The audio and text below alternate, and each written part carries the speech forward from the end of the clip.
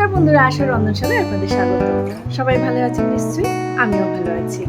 আজ আমি আপনাদের সঙ্গে একটা খুব সহজ রেসিপি শেয়ার করছি। এই রেসিপিটা হচ্ছে আমের সন্দেশ।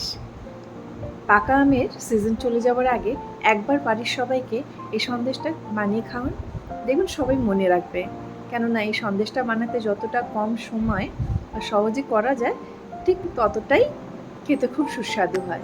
এখানে আমি 1 লিটার কাউ মিল্ক নিয়েছি, সেটা ভালো করে ফুটিয়ে নিয়েছি বা গরম করে নিয়েছি। গরম করে নেওয়ার পর গ্যাসটা আমি বন্ধ করে দিয়েছিলাম।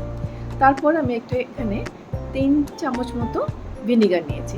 এই ভিনিগারের সঙ্গে প্রায় আমি 3 চামচের একটু বেশি জল মিশিয়ে নিয়েছি। এখন কিন্তু গ্যাস অফ করে দিয়েছি। এবার ওই দুধের মধ্যে আমি একটু একটু করে ভিনিগার মিশিয়ে এরভাবে নাড়িয়ে নিচ্ছি, যাতে ছানাটা কেটে যায়। বা আমাদের তো ছানার দরকার সন্দেশ করতে গেলে, তাই আমি এইভাবে ছানাটা কাটিয়ে নিচ্ছি দুধ থেকে। আপনারা চাইলে বাজারের কেনা পনির থেকেও করতে পারেন, তবে বাড়িতে দুধ কাটিয়ে যদি আপনি পনিরটা করেন, সেটা যতটা ফ্রেশ বা খেতে ভালো হবে, পনিরে অতটা স্বাদটা আসবে কি সেটা আমি বলতে পারছি না। চেষ্টা করে দেখতে পারেন, দিয়ে কমেন্টে শেয়ার করবেন। ছানা আমাদের কাটানো হয়ে গেছে। এবার আমি ছানাটা থেকে জল আলাদা করার জন্য একটা স্ট্রেনার নিয়েছি। স্ট্রেনার উপর একটা আমি সাদা কাপড় নিয়েছি। তারপরে আমি এইভাবে জলটা ঝরিয়ে নিচ্ছি। আর একটা কথা, হ্যাঁ, যেহেতু আমি ভিনিগার দিয়ে এই ছানাটা কাটিয়েছি, তো তাই আমি ছানাটা 2-3 বার ঠান্ডা জলে কিন্তু ধোবো, নাহলে ভিনিগারের যে একটা টক ভাব ছানার মধ্যে থাকলে সন্দেশ কিন্তু খেতে ভালো হবে না। এইভাবে আমি প্রায় 3 থেকে 4 বার জল বদলে বদলে ছানাটা আমি ধুয়ে নিচ্ছি। এতে কী হবে, ছানার মধ্যে ভিনিগারের টক স্বাদটা থাকবে না। ছানা ধোয়া হয়ে গেছে। এবার আমি ছানার থেকে বাড়তি যে জলটা রয়েছে সেটা যাতে বেরিয়ে যায়, তার জন্য এইভাবে কাপড়টাকে মুড়ে দিয়ে পুটলির মতো করে দিয়ে এবার একটা ভারী কিছু জিনিস ওর উপর আমি রেখে দিলাম। যেহেতু বলি যে আম সন্দেশটা তো পাকা আমের দরকার, আমের খোসাটা আমি ছাড়িয়ে নিচ্ছি। ছাড়িয়ে নিয়ে আমটাকে ছোট ছোট টুকরো করে নিচ্ছি। আমের শাঁসটা আমি কিন্তু বলেছি খুব সহজেই বানানো যায়, বানিয়ে দেখবেন মাত্র 10 মিনিটেই বানানো হয়ে যাবে।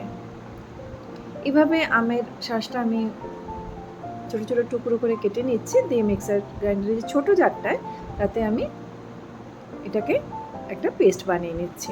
পেস্ট আমাদের রেডি হয়ে গেছে। অন্যদিকে আমাদের ছানাও তো রেডি আছে। এবার আমি কি করছি, একটা ননস্টিক কড়াই নিয়েছি, খুব কম পরিমাণ, মানে হাফ টিস্পুন মতো আমি ঘি দিয়েছি এই জন্য যাতে আমের পাল্পটা যখন আমরা গরম করব তাতে নিচেটা না ধরে যায়। এবার এখানে যতটুকু পাল্প হয়েছে সেটা দিয়ে আমি একটু চিনিটাকে একটু গুঁড়িয়ে নিয়েছি, মানে পাউডার করে নিয়েছি। এখানে প্রায় 4 থেকে 5 চামচ মতো পাউডার চিনি দিয়েছি। অ্যাকচুয়ালি আমি দিয়েছি 6 টিস্পুনের মাপে, সেটাকে গুঁড়িয়ে নিয়েছি। তার থেকেও আমি 1 টেবিল চামচ মতো কম দিয়েছি, যেহেতু আমরা কম মিষ্টি খাই বাড়িতে। আপনারা চাইলে মিষ্টির পরিমাণ বাড়াতেও পারেন। এইভাবে আমের পাল্পের সঙ্গে চিনির গুঁড়োটা দিয়ে ভালোভাবে আমি একটু জাল করে নিচ্ছি। এখানে আমি মিডিয়াম ফ্লেম রেখেছি। ঘন ঘন নাড়তে হবে, নাহলে আমের পাল্পটা পুড়ে যেতে পারে। এবার আমি ছানাটা দিয়ে দিলাম, এটা হাতে করে এভাবে ভেঙে দিয়ে দিলাম, এবং ছানার মধ্যে আমি 2 চামচ মতো মিল্ক পাউডার দিয়েছি, 2 টেবিল স্পুন দিয়েছি। দিয়ে খুব ভালোভাবে সব উপকরণ আমি মিশিয়ে নিচ্ছি। এখানেও কিন্তু ফ্লেমটা আমি লো রেখেছি, আর খুব ভালোভাবে মেশাতে হবে। না মেশালে, দেখুন মেশানো মোটামুটি হয়ে গেছে আমাদের। আরেকটু সুগন্ধের জন্য আমি এতে দিলাম এলাচ গুঁড়ো। আমি কিন্তু কোনো রকম কৃত্রিম কালার বা ফ্লেভার আমি কিন্তু ইউজ করিনি। এবার খুব ভালোভাবে মেশানো আমাদের হয়ে গেছে, তো ঠান্ডা করে নিচ্ছি। ঠান্ডা করে দেখুন এইভাবে আমি সুন্দর করে সাজিয়ে নিয়েছি। আশা করছি আমার আজ এই আম সন্দেশের রেসিপি আপনাদের ভালো লাগবে, কারণ খুব সহজে তো বানানো যায়, খেতে কিন্তু খুব ভালো হয়। কেমন লাগলো আমাকে কমেন্টে জানাবেন। আমার এই রেসিপিটি ভালো লাগলে আমার চ্যানেলটি সাবস্ক্রাইব করে দেবেন। ভালো থাকবেন, সুস্থ থাকবেন। ধন্যবাদ।